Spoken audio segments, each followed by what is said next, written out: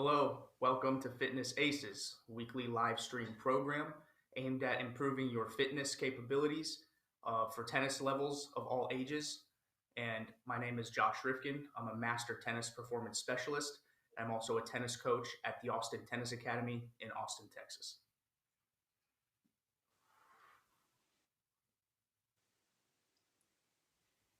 Dio. Hi guys, my name is Dio Miranda. I'm the strength and conditioning coach for the Austin Tennis Academy, where I work the body and the mind. And that's who I am. I'm here to help you. Hi guys, my name is Mike Kelly. I'm the lead strength and conditioning coach at Soto Tennis Academy in Spain. It's our aim each week to bring you exercises that are going to help you on your tennis journey. We'll also show you regressions and progressions of those exercises. So it's aimed at anybody, no matter what level. We'll give you some information to be able to take away and use straight away in your training.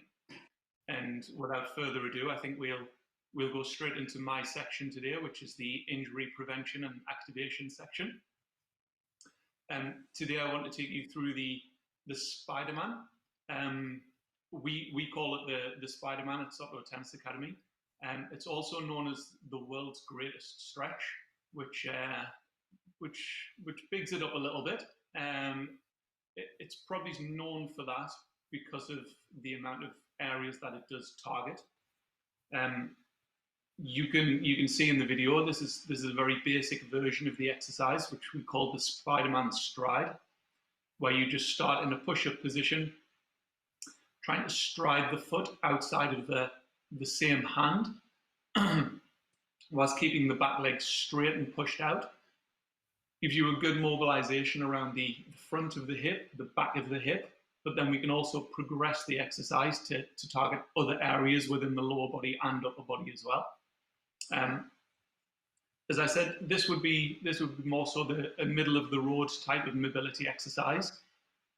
And we want to use mobility drills within our training before we play tennis, before we do our gym sessions. And this one's ideal for any tennis players and anybody going into the gym to work on their squat patterns, their lunge patterns, anything like that. It's a great exercise to open up that hip capsule. What we won't get from this exercise is an increase in flexibility if we do it this way. But we will get mobility to find the range that our body currently has. With mobility work, we're not looking to gain new range. All we're trying to do is find the range that our body has. So for example, if we've been to school all day, if we've been to work all day, doing these exercises just allows us to open up our joints to get us prepared for tennis. Then at other times, if we want to actually increase the range around our hips and things like that, we can spend a little bit more dedicated time to these areas. What I want to do to start off with is show you a little regression of that exercise. And then myself, Josh and Dio will talk through it. And then I'll show you a couple of progressions as well that you can put in to make it even more tennis specific. So I'm just going to move back and just show you a regression and how to set it up. So if you struggle to get into that position, what we want is a smooth movement of that foot to the outside of the hand. And if you struggle to do that, what we should start off with doing is just going into a kneeling position.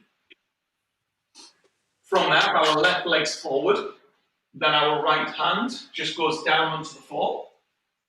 We reach our right leg back and try and push that leg nice and straight. And then let the left hand come down onto the floor as well. That gives us our normal one position. Now you should be able to feel a stretch in the front of this hip, and then also a stretch in the side of this hip. What we can do to increase that stretch is just anchor on the knee. You can see me better like this. So in that position, if I anchor on the knee, that allows me to open up that hip capsule a little bit more. As I say, get prepared for your gym sessions, for your on-court tennis sessions. Really vitally important. And then again, the front of the hip here. We've been sitting at the desk all day, whether that's work, whether that's school, whether that's travel. It's a great one to lengthen through the front of the hip into those hip flexors. that would be where I would start with the drill. And then after that, we can, as I say, we can bring other movements in to target more the hamstrings, to target the thoracic spine, so the middle of the spine where we get lots of rotation from. Any thoughts, boys? Sorry. Yeah, this is a great one. More than that, it's like also it could be used as an assessment as well when if you have the leg in the front and your heels coming up the floor. You know, we have a professor in common, Josh and I, where he said that's information you can put in your pocket for later. So you see your ankle flexibility as you go, and you're doing something else, right? Getting ready for the game. You can see the adductor, which are like, the groin area. If you feel it there, you're talking a lot about the quads, like, what is that you feel on the quads, and as the quad attach on the hip, what kind of issues that can bring into your game by just doing this, dynamic stretch. I think it's awesome, as you said, many variations, but it gives so much information because it's so open in the hip area, right? It's a really cool one. So, yeah, I think so when the Josh, I think when they call it the world's greatest stretch, it's for a reason. It's a stretch or a mobility exercise, depending on how you want to use it. That targets so many different muscle groups. If you're coming straight from work, straight from school, and you don't have much time to warm up before you're on court, you want mobility drills and exercises that you get a lot of bang for the buck. That's what we see over here, is a lot of things worked with one movement. It's an ideal stretch.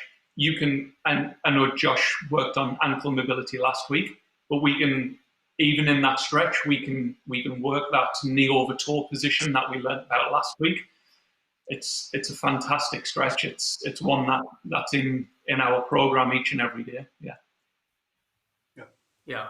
So what I love about these movements, Mike, and the world's greatest stretch, like it's kind of around the internet with that type of name, world's greatest stretch. You would call it the Spider-Man, or a different, at ATA, we'll call it like the hip open mountain climber. And there's different positions in which you can go through regress and progress to make it more of a full body opener or movement. Like you said, it's a big bang exercise, as Dio and I would call it. So biggest bang for your buck, least amount of time. And what's awesome about these movements, or these mobility movements, is you can literally feel the range of motion kind of smoothening or sharpening as you go through it. So maybe you're starting with that first one you showed, Mike, and then all of a sudden you can get to that tall kneeling position because that range that you have has opened up. And then you go into the typical Spider-Man position, the middle of the road where you were, and you can put that into some progressions and flows as it can even hit even more parts than just the front hip, back hip, as Mike was talking about. So huge movement, can make it your own and feel it. I think it would be cool to show some other pieces of that, Mike, or flows of that. Like if it's, let's say I'm warmed up and my hips feel pretty good, but I now want to get into some rotation, or I'm going to go play some tennis, right? And I'm feeling pretty good. There's no knee pain. There's no low back pain.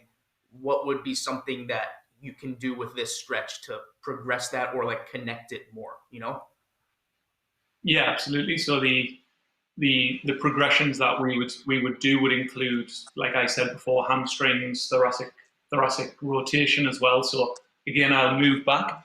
If we go for the video that I showed you, we were in that push-up position, and from there, all we were trying to do is keep the standing leg straight. And what we want to try and do is get a smooth movement of the foot towards the hand. What we don't want to see is this big stutter and then trying to get to that position. We want nice control into that position. Then, like Josh was talking about, that rotation, which is huge within tennis, is we use our right hand. If our right leg's forward, we take our right hand off the floor. We then try and slide the right hand under the left. Ooh. And then bring it all the way back around as we look towards the hand, bringing that rotational element into the movement. So rotate under. and then rotate all the way back around, looking at the hand all of the time, where the eyes look, the body follows. Another variation that we can do is to try and hit the hamstring on the front of that thigh, on the front thigh, sorry. So taking the hand now either side of the leg, and then just trying to push that leg nice and straight, and then coming forwards again, coming straight again, hamstring in this movement. If I then try and push forwards a little more, I can get a good stretch through the ankle joint like Josh was doing last week, and then back up from there. Yeah. So like we say, really cool. it's one movement or one exercise that incorporates a lot of different movements and a lot of different articulations, which is what tennis is. Like we talked about before, the amount of changes of direction on a court, the amount of movements that we make on court. We need these drills in our training to be able to withstand the rigors of the training and the competition. So yeah, cool. Yeah. For the people out there, if you feel something like the opposite of it, like it's low back pain or different kind of pain, then you can also warm up a little bit by just like jogging maybe or something like that before getting into a position like this, which is a really good one. But some people, believe it or not, they get on those positions and they feel weird or they feel pain. So ease yourself into it, kind of like warm up to stretch, which I am a huge fan of it. So I think that's a really good point as well. We've shown some progressions there, but in terms of regressions, when I was talking about keeping that back leg straight, some people just won't be able to do it through tightness within the quads, within the hip flexors. So allowing that knee to bend if it needs to bend is fine. We're just looking for, like, A1 position would be straight back leg, so we're taking the hip through full extension. But yeah, like regressions are there for everybody to be able to build you up to that higher level. Absolutely. That's awesome. Yeah.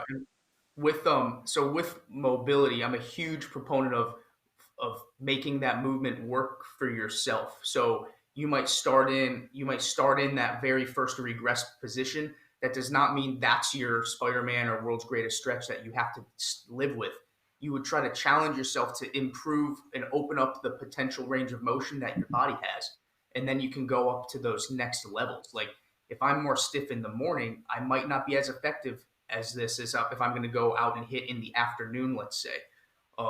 So working through those ranges without forcing, because the body, your brain's protecting movement. So smooth movements to increase it and then progress yourself through. So, or Mike, if you don't mind, can I show one piece of this as well? Absolutely. Yeah.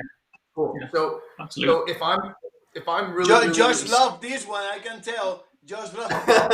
No. Okay. So if I'm really, I'll be facing you. You can get to that first regress position that Mike was showing, and even into like that 4-point, and my back knee's still bent.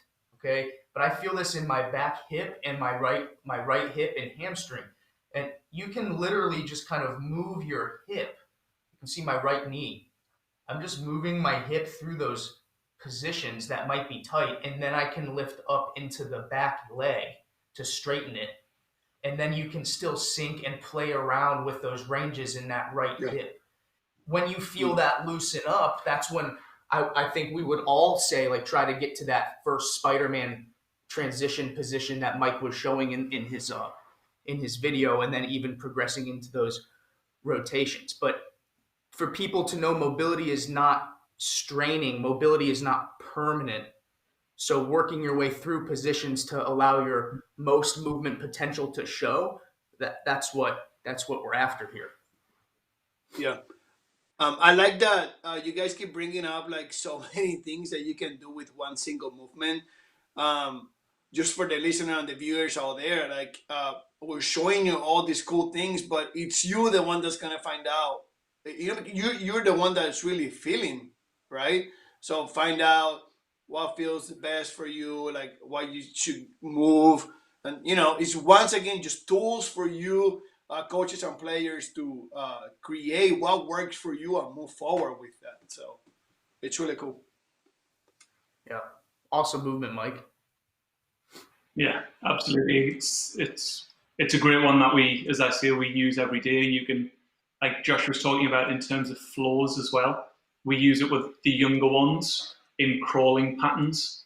So I don't have enough room here to be able to do it, but then putting it into to actually locomotion as well. There's so much you can do with it and play around with it. But and like we said, there's so many different levels. It's not just you'll stay at this level forever. It's a progressive drill that you'll just gradually, day in, day out. If you keep doing it before each tennis session, you're going to progress on it. You're going to feel better for it. So absolutely, it's a great one. Cool. For sure. Awesome. I guess I have one. Shall we move on? Oh, yeah. All right, we're going to strength, I guess. Yeah, we can go. All right, getting strong. This one is a big movement. And I just realized on that picture they're doing like one arm push-ups. Is that the one you're gonna do? Oh no. No. So I'm doing a variation of it's a rear foot elevated split squat, or maybe you've seen it called the Bulgarian split squat. I'm showing two different torso angles because I want to talk about that. That's a lot of times people are doing one movement, and I'm going to show you from this side view my hips. Like the first thing is I'm going to crank my low back and extend, and people will go into that extended position when they go down, especially if they have some tight quads and hips. So something like Mike's mobility movement prior to this can help get you in a better position for this strength movement.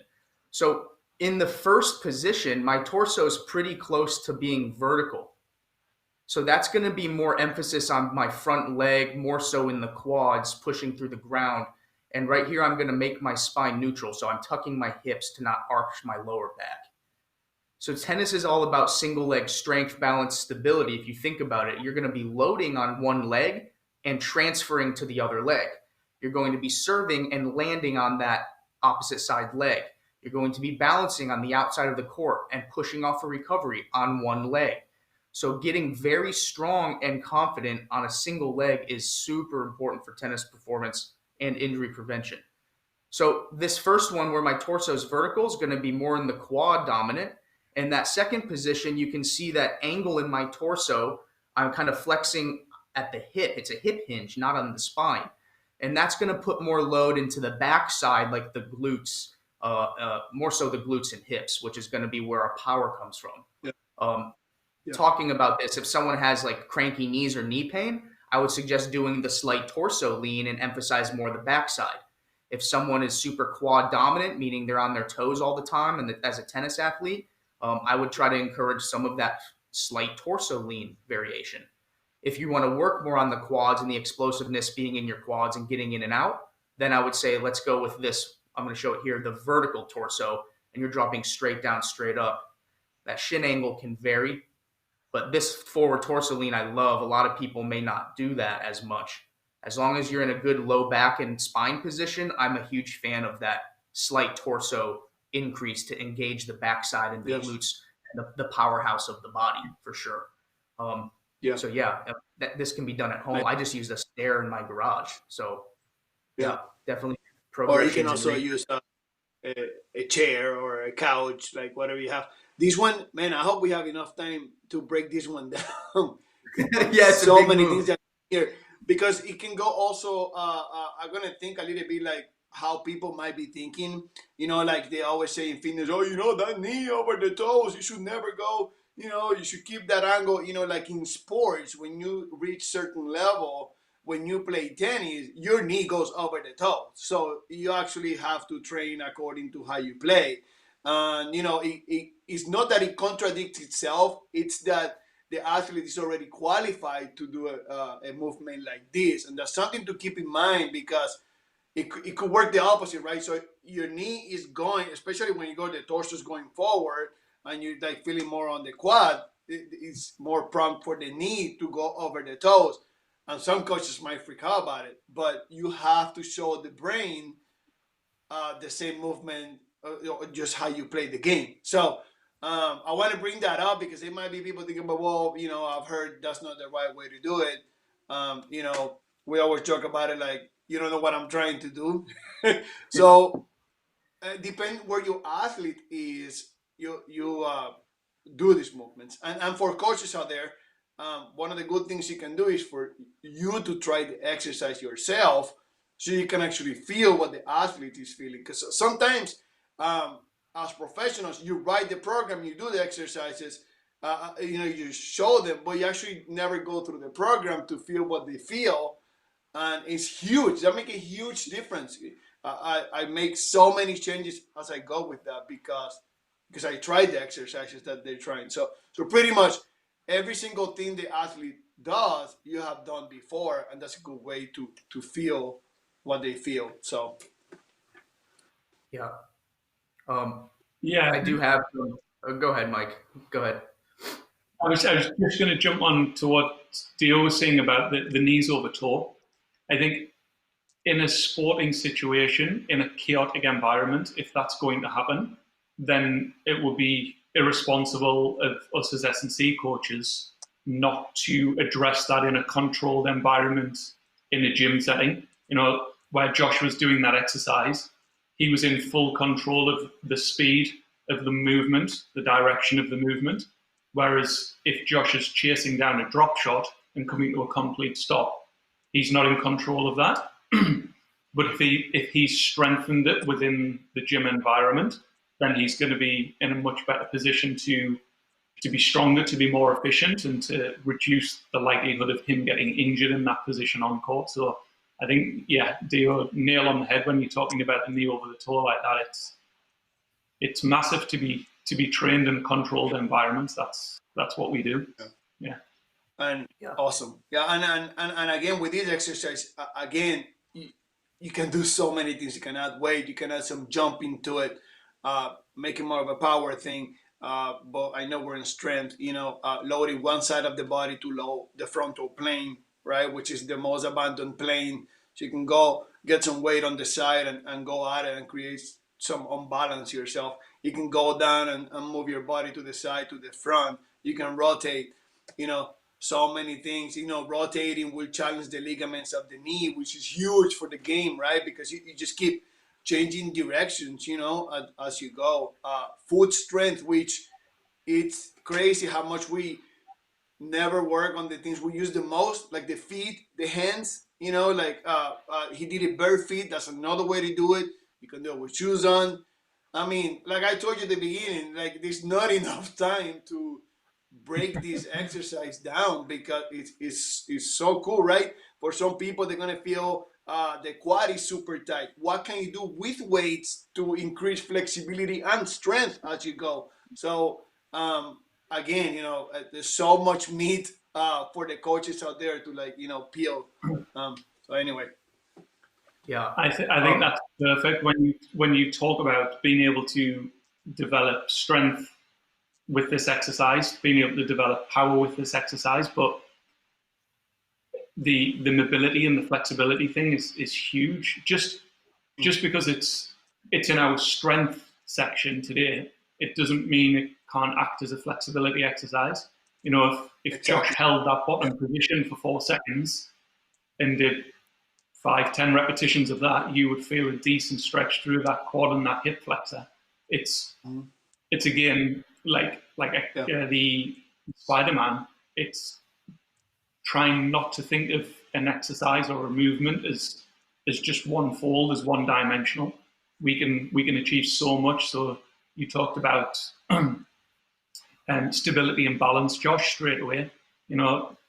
Those are massive for tennis players. But then we talk about mobility, we talk about power, we talk about strength, we talk about it in different movements or rotation, leaning. It's You've chose one that could last 3 hours, Josh. Yeah, it's a big yeah. I want to talk about maybe a regression and then things to watch out for. Maybe some feeding on progressions that you had talked about, both of you, with the weights or the holds and stuff.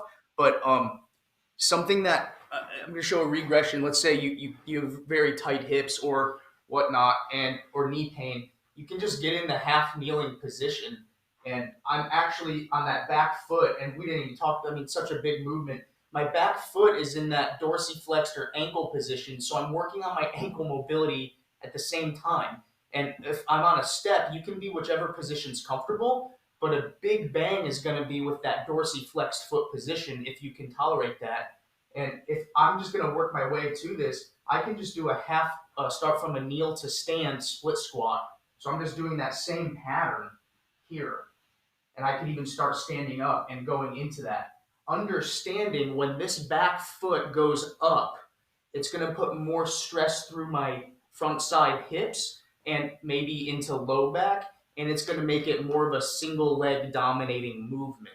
So it's really important if you have really tight hips, as soon as you go up into this position and start to go down, you can see my low back might start to dump or arc. Then I would suggest to not start with the foot elevated position because you're taking your low back into some stress. That would be starting maybe with that hip flexor stretch positions or those Spider-Man flows that Mike was showing, and then you can go into this type of position. So watching your low back dump, see if you can see my foot. Bringing my foot in, I can now go down and my knee is actually going over my big toe. Uh-oh. But controlling that position. Maybe you're in the bottom of this position and I'm holding that. Now I'm controlling my knee wanting to move over my toe. My back leg is getting a stretch if I'm in that neutral position. The rest is burning. So there are many things you can do with this pattern.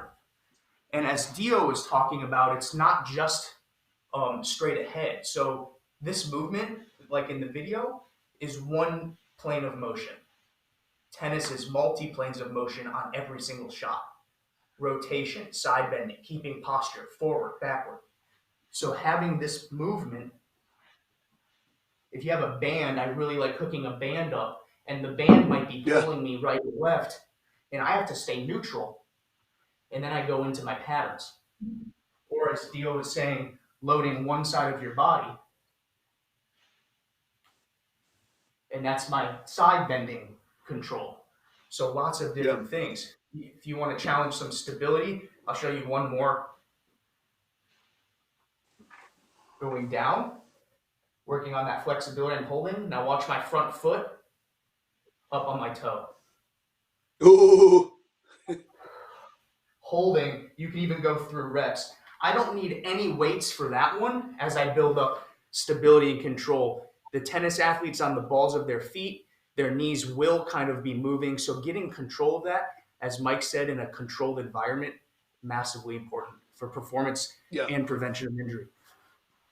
So the cool thing about bringing so many variations is that people have to remember that every single move we make, the brain is recording, right? So every single thing that we show, the brain has seen it before. So when you go to court, you just concentrate on playing the game and your body will respond to the messages because you've seen it before. So pretty cool. It's pretty cool. Yeah, lots of stuff. You can I add I love the, obviously there's so many progressions with that exercise, but the simple regression that you use just into the standard split squat, so just both feet onto the floor, that itself can be challenging for a lot of people. So if you feel like that's where you're at now, like you're in good company. There's a lot of people that are in that regular split squat position, and use the time that we can't get on court much to develop that pattern. And then as you develop, like we talked about with Spider-Man, over time you'll progress and then get that back foot elevated and just increase that difficulty of the motion and the movement. It's an incredible exercise. Good luck, Josh. I think I want to add to this. I cannot stop talking about this one. It's that don't rush yourself into anything. If you want to get better at it, just try it every day. Sometimes we see things on TV, celebrities and people that have nothing to do with exercise, and they show you the things already at the advanced level. And as athletes, especially the young ones, you want to jump in and do things like just like you saw them. And there's a progression to things. And don't be afraid to descend the exercise. Maybe your foot is going to be 2 inches off the floor. It's what you got. It's so work from there and then like progress to bringing that leg up higher and higher and higher, and then add weight and movement. So don't be afraid of that. So because sometimes you're jumping ahead and doing things, it's just like doing the opposite of what you really want, which is to train. So stay away from the draining and start training. So that again is like meeting yourself to where you are and qualify yourself so you can do things the right way. Cool. Yeah. Yeah. Playing around with those torso angles, you'll notice differences where you feel that in your core and your lower body as well. So lots of different ways to play with this, and you guys can always reach out if there's questions on regressions or this movement or any movements. But guys, anything else before we move on to power section? I just think that the final thing would be, again, just to jump on Dio's point of get used to or be proud of doing the basics really well. I think that's a huge thing. Like Dio said on social media, we see so many flashy exercises. Like, take pride in doing the basics to a very high level, because not many people do. People want to rush too quickly to be at the next level, So be somebody who can nail the basics very, very well, and you'll be in a good place going out on the court. But yeah, that was my just last 50 pence worth. Yeah, awesome. I want to talk a lot more about it, but we got to move on. Yeah, maybe power section. Okay, power. That's me. What's video? The video is coming soon. There you go.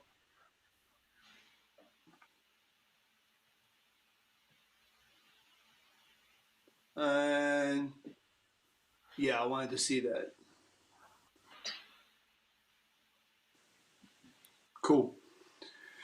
All right, first of all, what I want to say about power is like you have to make sure you are completely not even warm. You actually have to be hot and breaking a sweat before you do power exercises. If you see me here, I'm older than most of you, the ones that are watching. I had to, I probably won't show you too much today because I'm not warm enough. Power is something that you should not make any adaptations other than just like go for it. When you do power exercises, it's all you got, and if you want to do it right, you warm up, you get hot, and you go at it into the power program that day, and that's what you do for that day, because it's going to require you to do everything with every single force that you have. It has to show in the movement, because that's what you're going to bring to the game. This is not a time. I'm showing you here, as you can see, and one of them I lose balance. That's fine. That's going to happen. Make sure you reset yourself and then go at it again. So don't start. You see, like I go to the side there. Like, don't start your movement in a faulty position. So you got to make sure you're completely grounded, and then you go for it. And again, with this one, you can add some like throwing medicine balls and stuff like that. You can jump to a different foot and land on it. A bunch of different things. I think I wanted to add is like, if your athlete's doing this and you see the knees wobbling, you have to. It's funny to say, but you have to descend the power movement. Maybe you don't want to jump that high. Maybe you want to jump like maybe an inch off the floor. Maybe the size of a nickel off the floor. There's nothing wrong with that. It's where you are. So um, if your athlete wants to jump high again, you see like many imbalances, the head, shoulders going forward, or you always see that every time they land, they lose balance, you might not be ready for the exercise. But there might be other things that you can do to work on the lower body.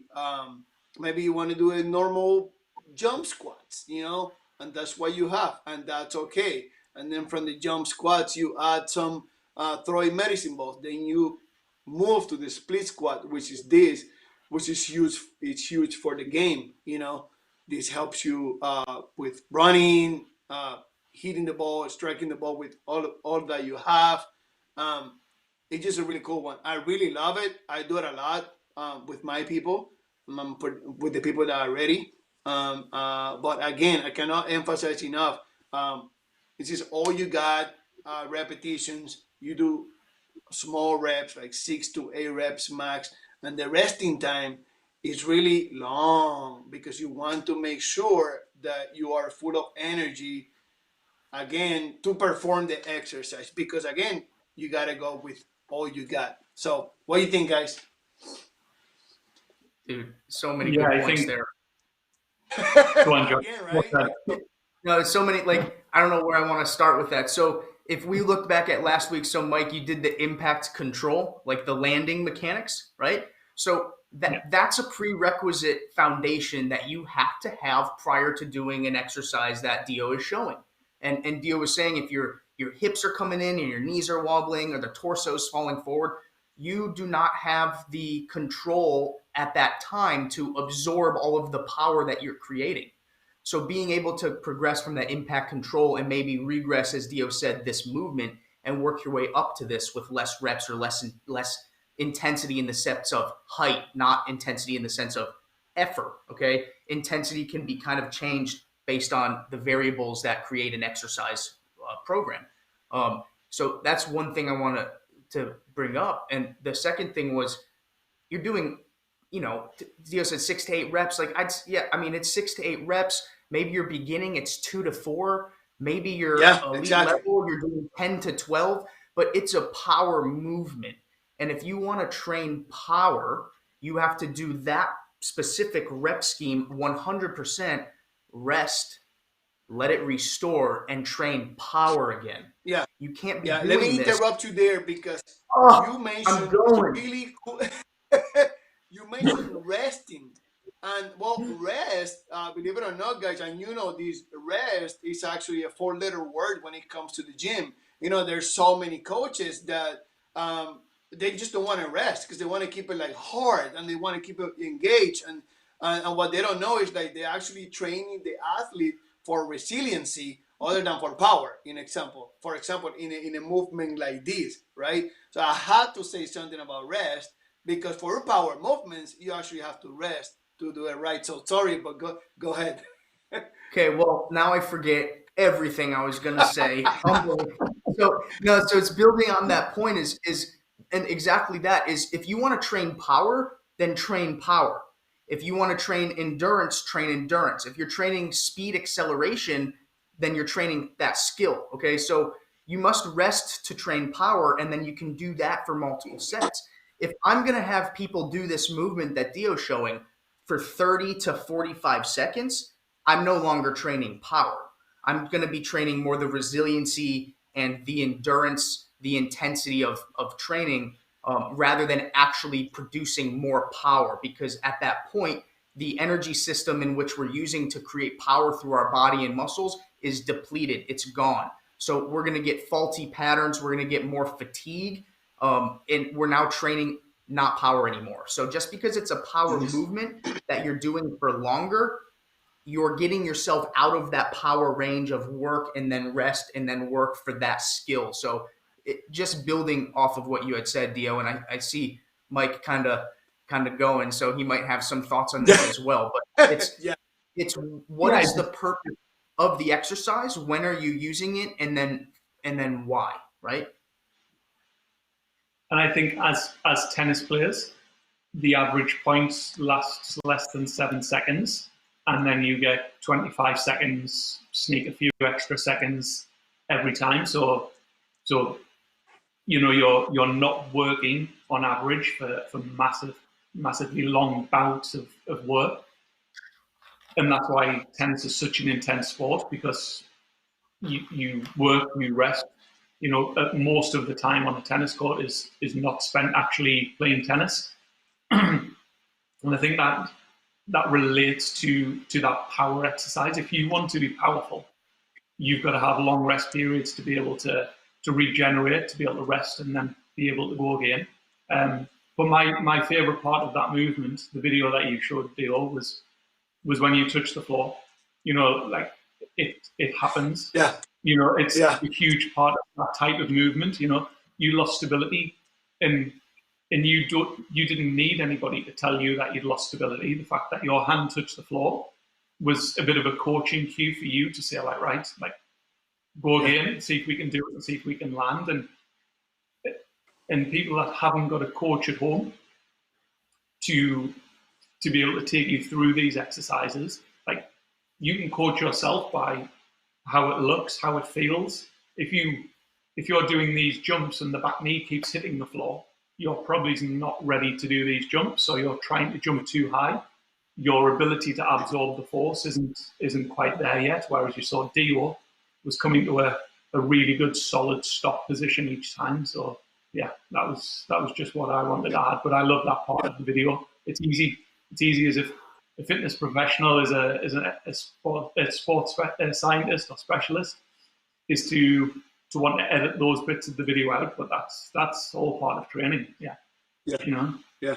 I'm a huge fan of that.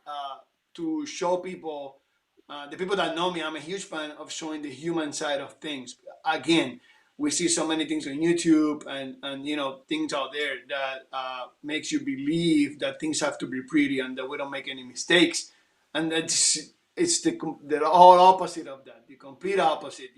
We all make mistakes, and I'm glad you brought it up. One of the main reasons why I wanted to leave this here, and I put it when I send it to you guys, is because it happens and it's gonna happen.